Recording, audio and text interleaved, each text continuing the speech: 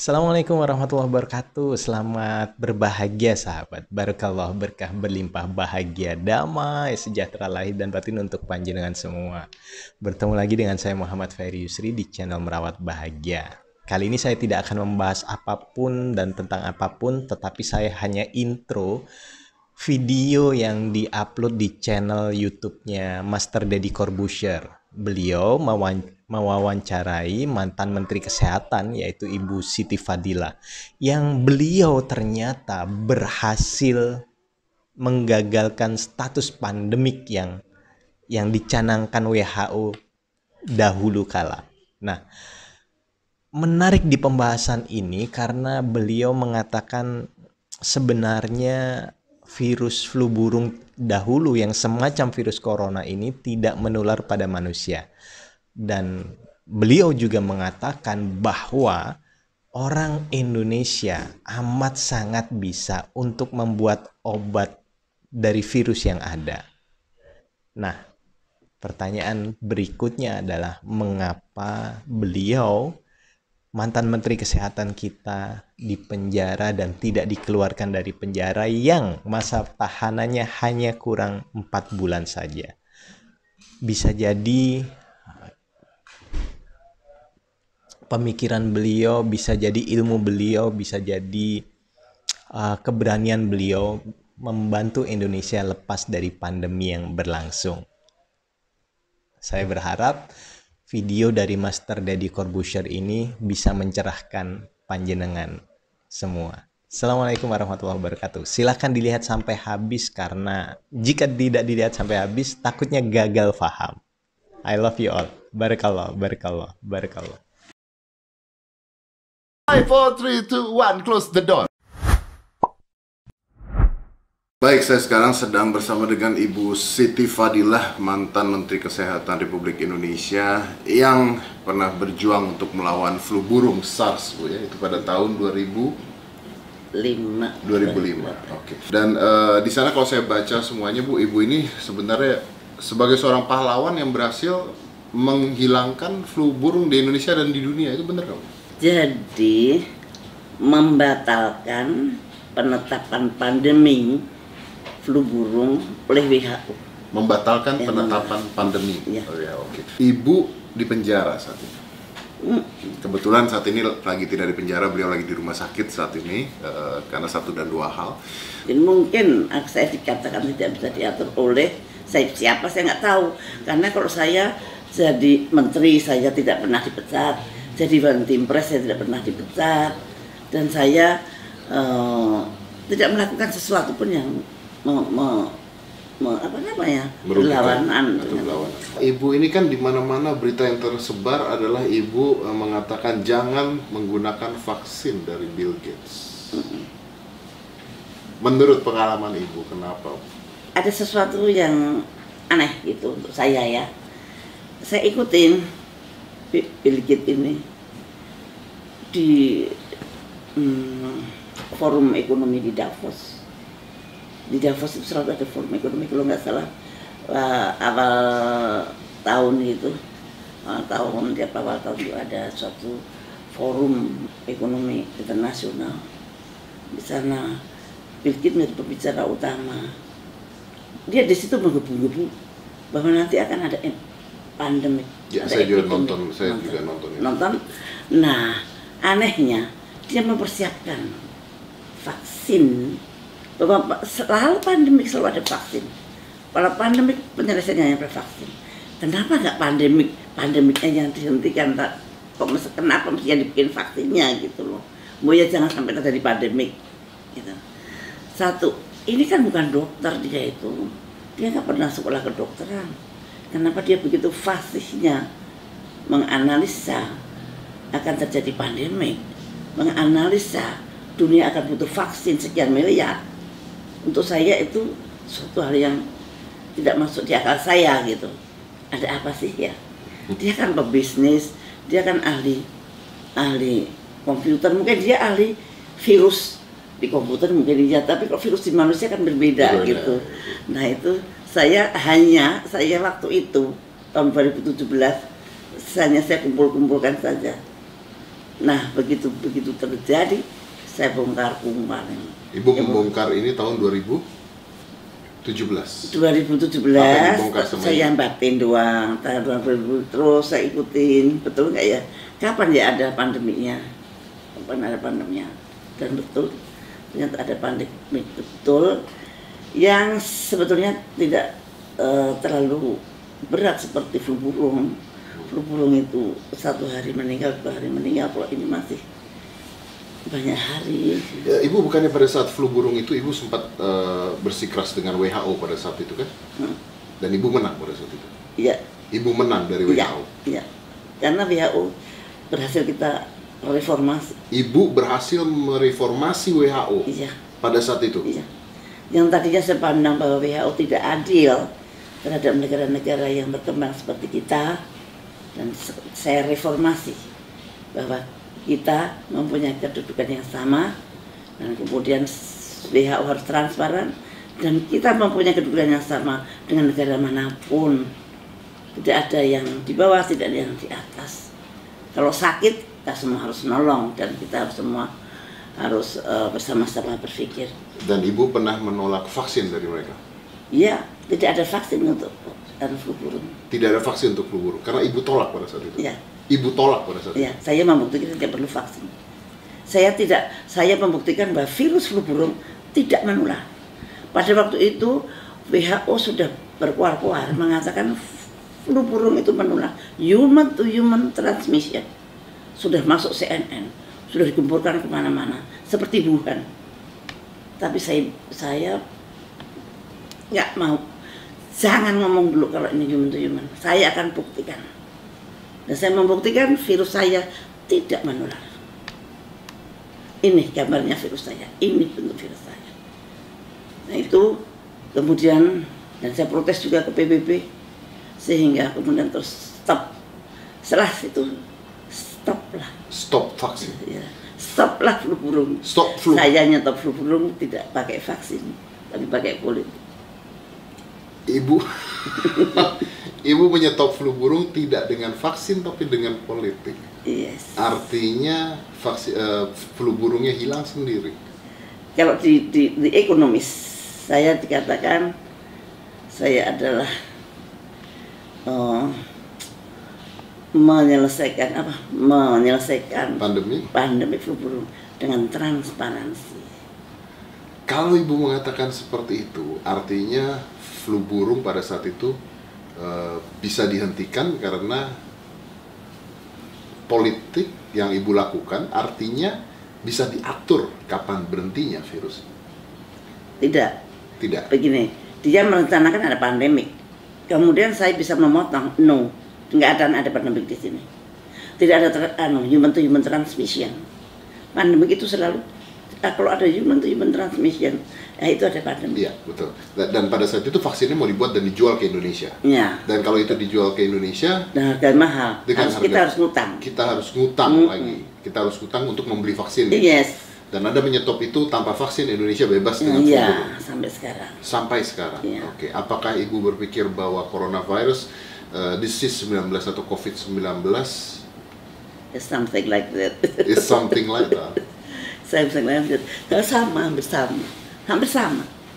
Setiap pandemik kemudian munculnya adalah Obat, vaksin? vaksin dan obat.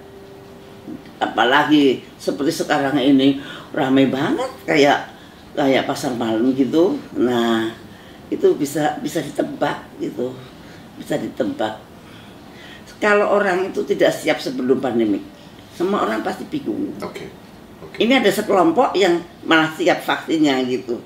Nah itu. So, you're talking about business? Ya, bisnis. Kalau pandemik itu munculnya adalah bisnis vaksin atau komersialisasi vaksin, maka bisa dipastikan akan terjadi pandemik yang akan datang. Hati-hati.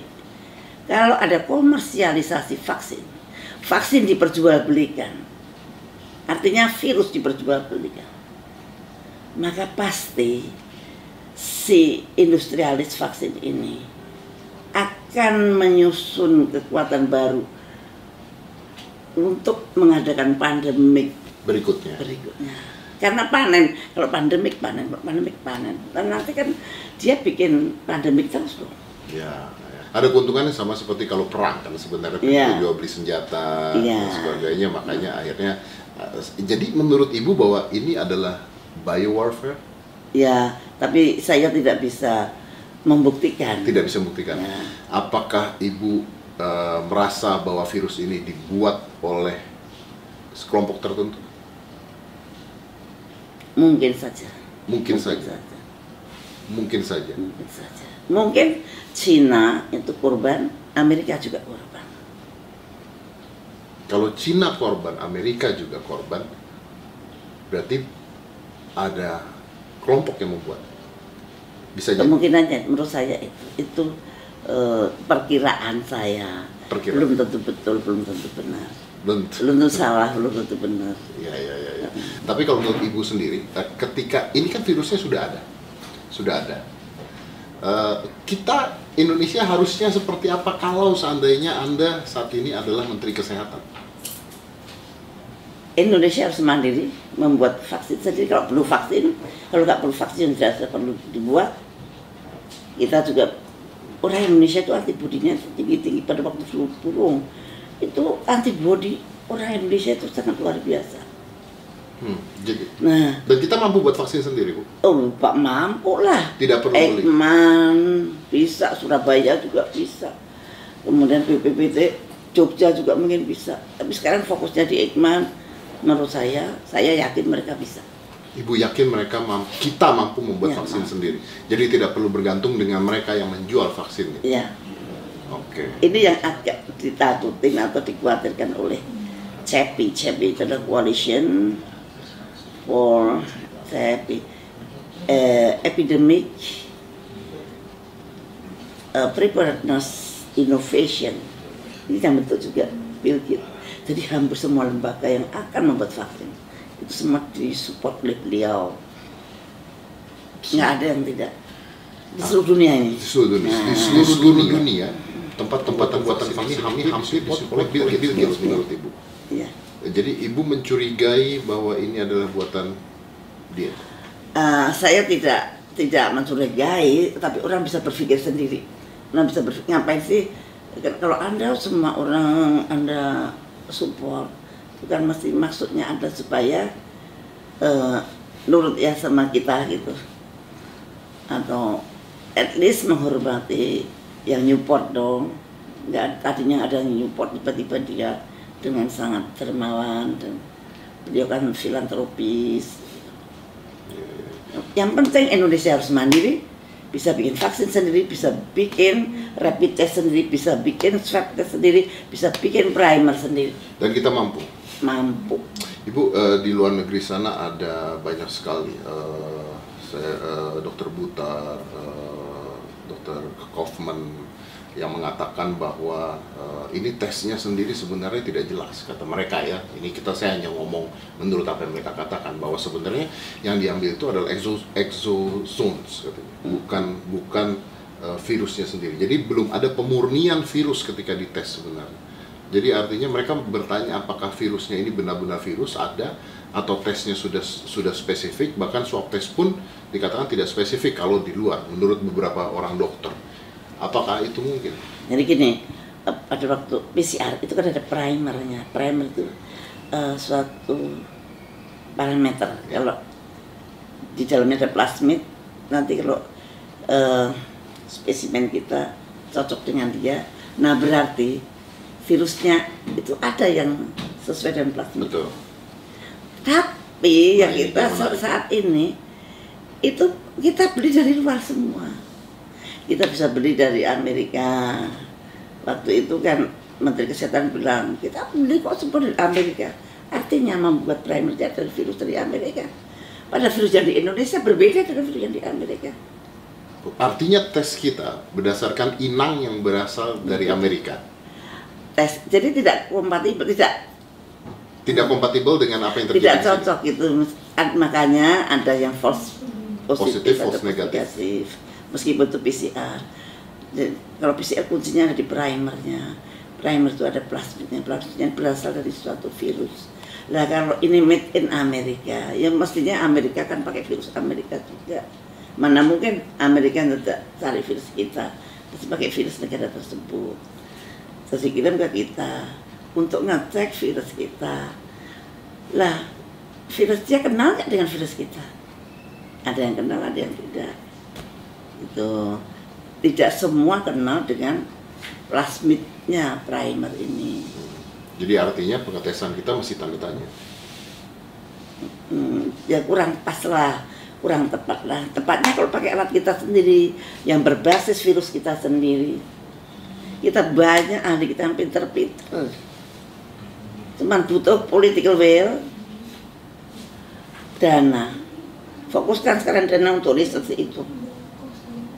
Yang selama ini riset selalu mendapat dana yang kecil, kemudian mengharapkan bantuan dari asing. Bantuan dari asing itu menggetarkan, menggoyahkan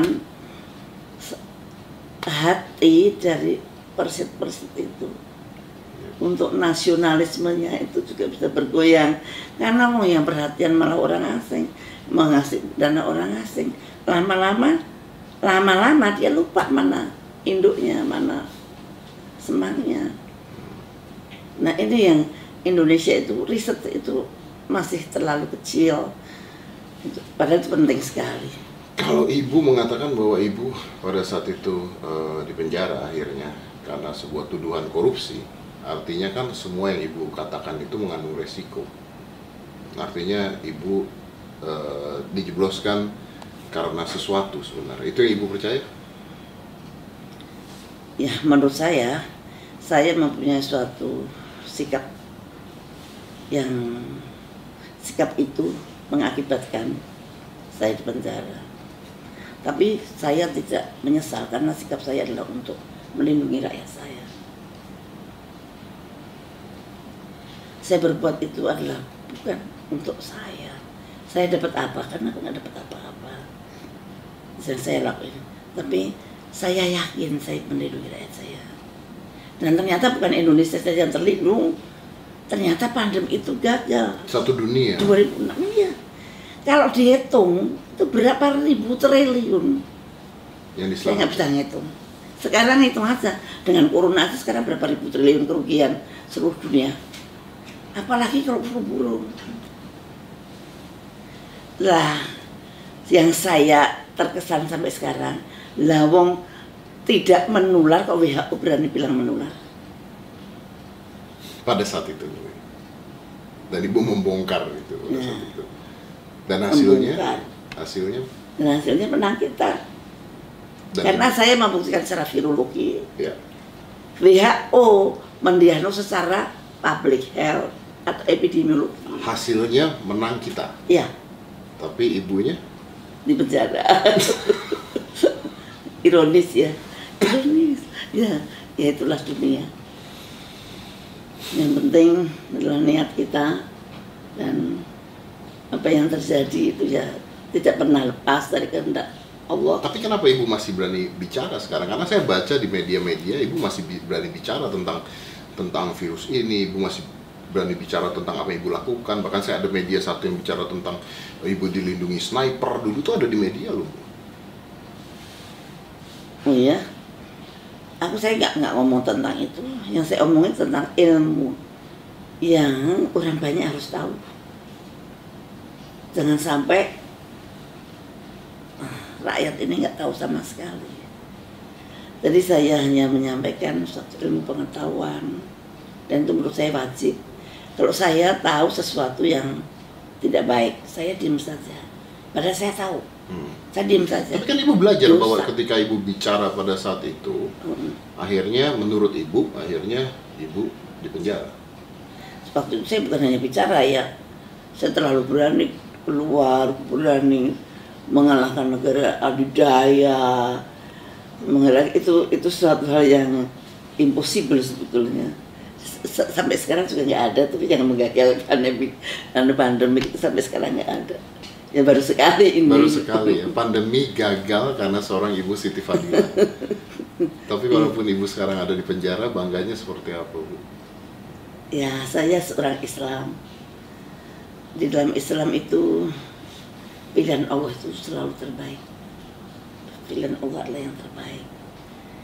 Mungkin kita nggak tahu hikmahnya apa, tapi pasti ada hikmahnya. Mungkin dulu saya baca Qurannya belepotan, setelah di penjara Quran saya jadi lancar, jadi rajin banget baca Quran. Ibu baik-baik aja di penjara? Baik, nggak ada bedanya. Tidak ada bedanya, diperlakukan dengan baik, makan. Oh iya. Dan saya di penjara panggilnya saya Bu Menteri malahan. Panggil Bu Menteri. Padahal udah lama jadi menteri. Saya dengan ketawa. Ini lucu bener. Dan saya sebagai sesepuh di situ ya, sesepuh. Jadi memang sebetulnya kebahagiaan itu ada dalam hati, bukan ada di tempat di mana Anda duduk, bukan ada di tempat Anda berdiri. Tapi kebahagiaan itu ada di dalam hati. Mau di dalam penjara pun kalau kita merasa dekat dengan Allah, merasa dekat dengan Tuhan, dan orang-orang yang kita cintai juga tetap menganggap kita seperti biasa. Tapi pada saat Ibu pertama kali jebloskan penjara, apa Ibu tidak emosi, tidak marah kalau Ibu merasa tidak salah pada saat itu? Ya pastilah itu manusiawi. Tapi saya tahu musuh saya besar, jadi saya kalah. Saya bukan salah, tapi saya kalah. Tapi saya pernah menang.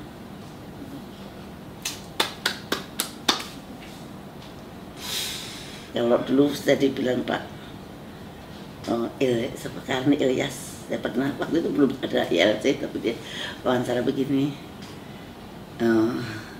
lebih baik jadi harimau satu hari daripada jadi kambing seumur hidup. Dan Ibu pernah jadi harimau. Ya. Sekarang jadi kambing apa? Sekarang Ibu berapa lama lagi, Bu, kalau boleh tahu masa tahanan Ibu berapa lama lagi? Nanti Oktober ini selesai, Bu? Ya, selesai. Bayangin kurang 4 bulan. Saya ini kurang 4 bulan sudah selesai. Di rutan saya ada corona.